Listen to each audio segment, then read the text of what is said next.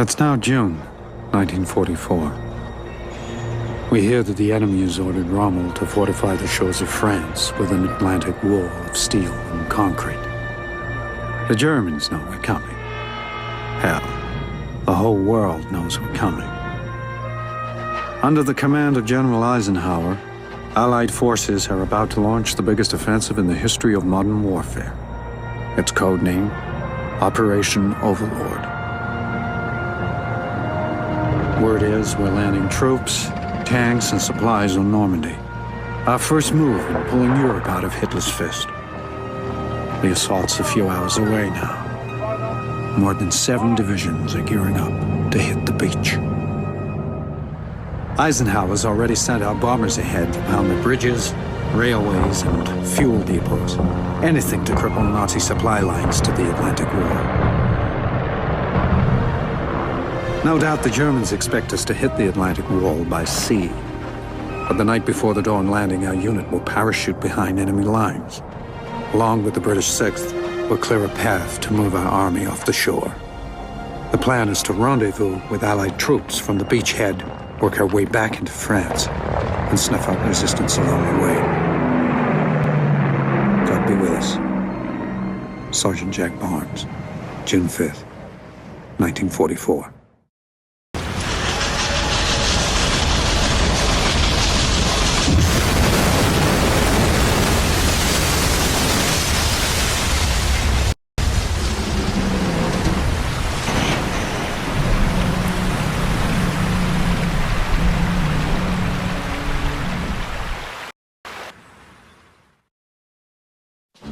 The hour is go. One's eyes close tight, and families fade. When going to war, which other men made. Though anxious and frightened, we don't let it show. For the day is approaching when the airborne must go. Each day now rolls past, we wait just the same. But D-Day is near, and for this we all came. The hour grows near.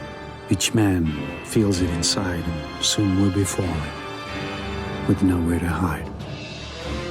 Our eyes are now down, and the chatter the same, each weapon now loaded. No longer a game. Eagles gather round, and bow your heads low. Europe awaits, and the hour is go. Planes rumble past as we wait our turn to fly over waters we have yet to earn. Checked buckles and stripes, left nothing to chance. The jump master stands, calls, "Welcome to France." Flak turns to fire in the blackest of night. Too low, too fast, can't jump from this height. There's no turning back. The risk has been taken. Free fall to hell. Paratroopers forsaken. Eagles hold tight, scattered prayers to survive. We'll hit the ground soon, whether dead or alive. As feet touch the ground, each soldier moves on. Confusion and fear are beaten and gone. The enemy is close, and sad they don't know. The airborne is here. It's time they must go. The hour is now. Hitler's had his last chance. On St. Michael's wings, we're taking back France.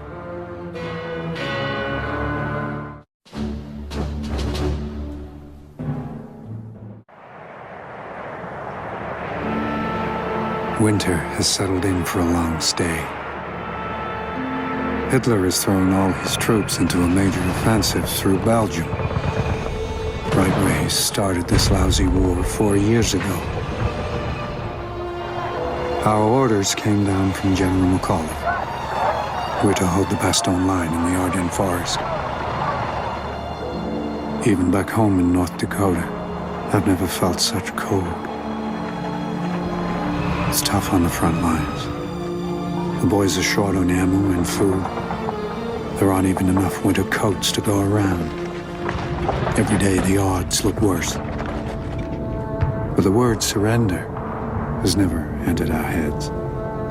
Or as Colonel Abrams put it, they got us surrounded again, the poor bastards. Sergeant Jack Barnes, December 1944. The hills of Bastogne. The crops should be full in Belgium this year. The soil should be fertile. The price has been dear. For wheat should be red on the hills of Bastogne, for its roots have been drenched by the blood of our own. Battered and reeling, we stand in their way. It's here we are, and here we will stay. Embittered, wrathful, we watch our pals fall. God was the end of it all. Confident and powerful, they strike at our lines, but we beat them back, fighting for time. Berserk with fury, they are hitting us now.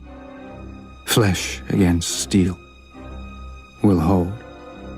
But how? For each day that we stay, more mothers must grieve. For each hill that we hold, more men must we leave. Yes, honor the men who will someday come home, and pray for the men 'neath the hills of Bastogne.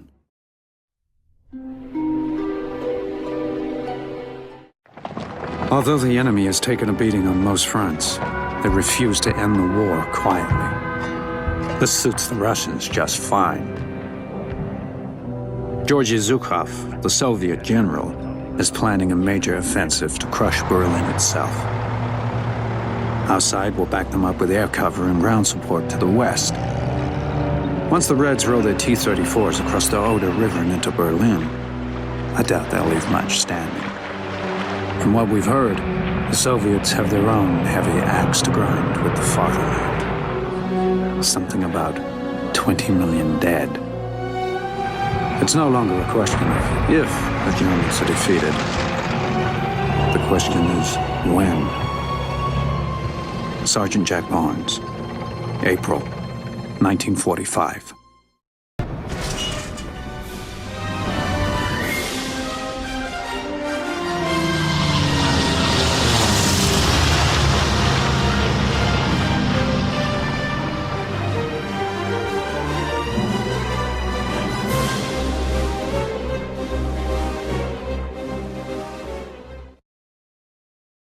That's something. It's funny how one can lie and remember things of days gone by, and in perhaps one short minute, recapture a past year and all that's in it. Everyone stores up things that have passed. Some are forgotten, others will last. But a soldier who has been to war has in life's memory book something more. Something that can only be in the memories of men like you and me. Something that is born amid shot and shell, develops and grows in times of hell.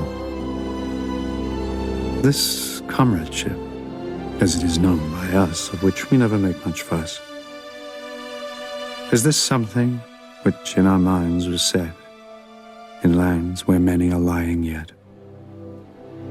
And so I remember from the start, the friends I knew, now far apart. My soldiering is done, and I leave it behind. But that something comes with me in my mind.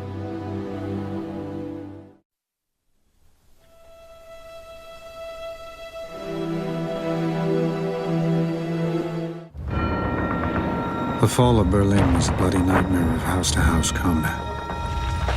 The Soviet losses were staggering. But from the moment Red soldiers raised their flag over the Reichstag, the Allies had sealed Germany's fate. The long war for Europe was over. Adolf Hitler, who had promised 1,000 years of pain, lay dead in his bunker. Soon they'll draft and sign the usual treaties, award their medals and campaign ribbons, build their memorials. But mourning the countless dead, that won't end in our lifetime. And to the generations that follow, I offer the hope and prayer that somehow we find our way to a lasting peace. Sergeant Jack Barnes. May 1945.